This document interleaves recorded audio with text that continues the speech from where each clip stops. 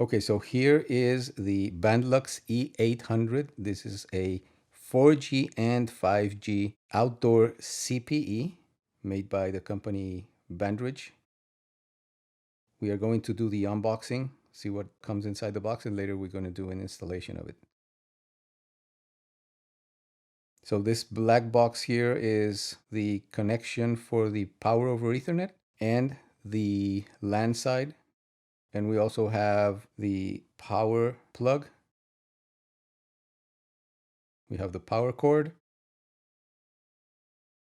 Also inside the box, we have a bag with all the screws needed to fix the back plate on the unit.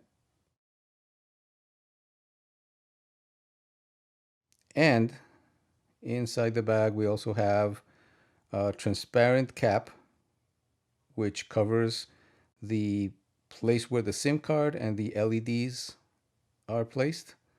So you can look at the signal level through the clear plastic.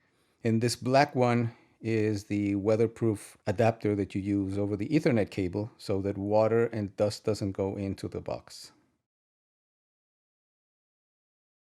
And here is the unit.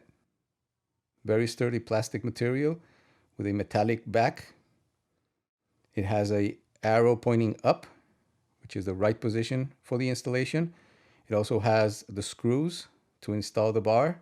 And there's a ground screw on the bottom, the Ethernet connection on the right hand side, and you can see the LEDs inside this connector, as well as the SIM slot to place your carrier SIM card. Those LEDs will tell you the intensity of the signal of your carrier. And this is the metallic bracket that you're going to place on the back of the unit with the screws in this position. This is how it's going to be installed, which we're going to show immediately after this.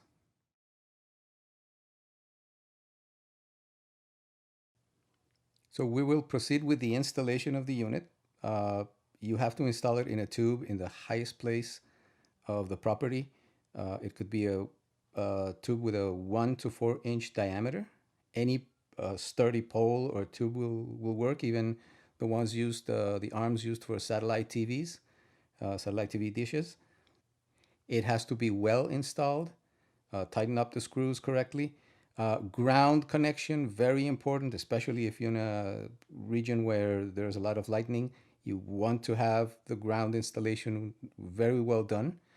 Again, install it in the highest place of your property or your residence in order to get the best line of sight to the nearest or most powerful cell site. There are maps that give you location of where the cells are. So here we have the transparent cap to protect the LEDs. That's where the LEDs will tell you what the power level of the signal is. It's so going to show you if there's a 4G or a 5G connection, the status of the Ethernet power, and also that the unit is powered.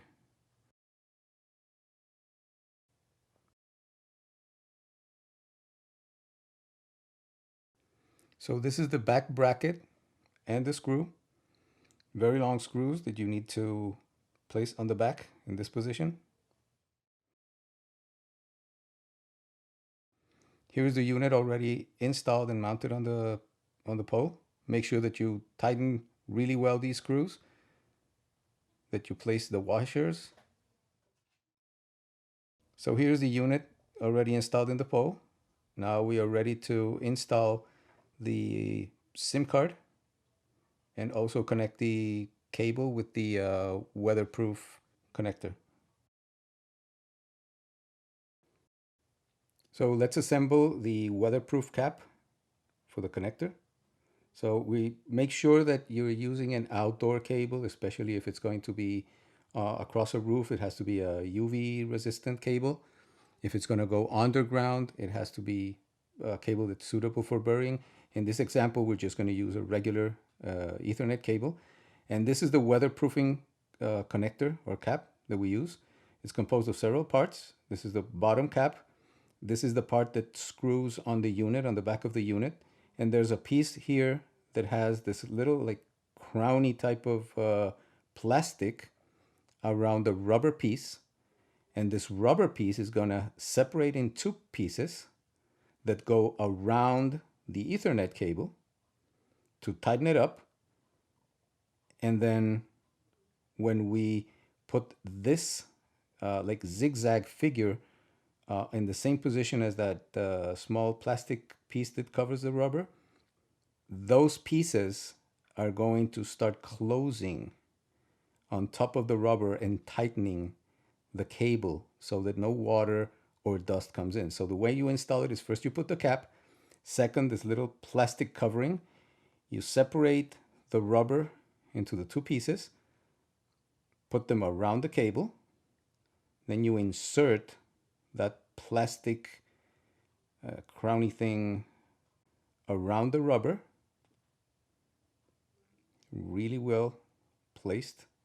And now we put the other, the part that screws on the unit, making sure that the little zigzag shapes are aligned with the plastic covering. You see, okay, right there. And then now I'm going to start screwing the cap. You're going to listen, the plastic cracking, that's how it closes, and it pressures the rubber on top of the cable. So now the cable is very tight. No water is going to come in. It can barely move. We're going to tighten it later when we connect it to the unit. And this is how we protect the Ethernet connection on the back of the unit to be IP67.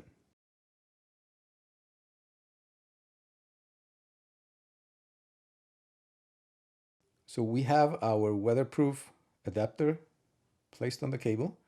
We're going to connect the Ethernet cable on the back side of the unit. Everything is tightened up really well. We screw this to the back so we make sure that no water goes in.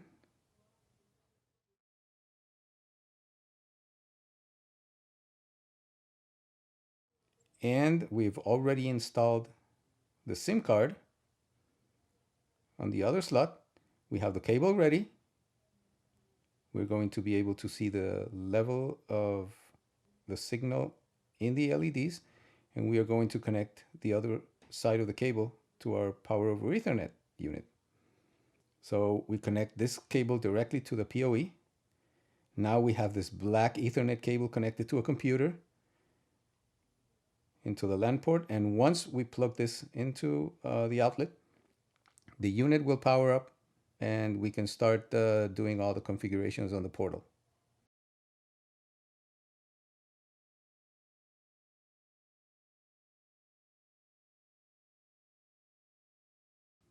So once we are connected to the computer and the unit's powered up, we're going to enter 192.168.151 in any browser.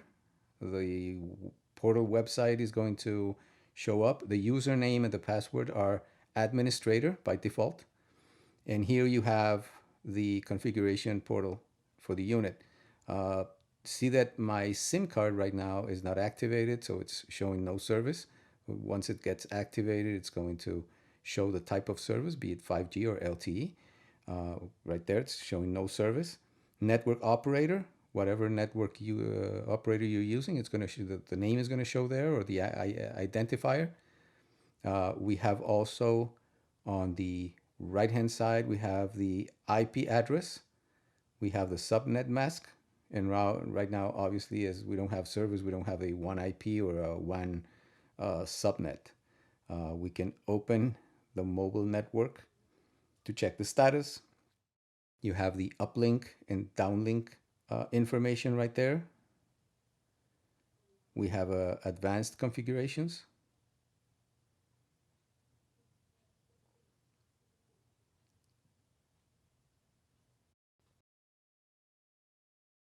We have also cell selection. Right here we can start and stop any connection, rescan the mobile network. We can also go into the frequency setting and say, let's say we want just LTE first connection or LTE only or 5G. We can do a scan mode in full band. And as you can see On the bottom, we have all the LTE and the 5G bands, all of them selected, but you can choose just one and just one of them connected.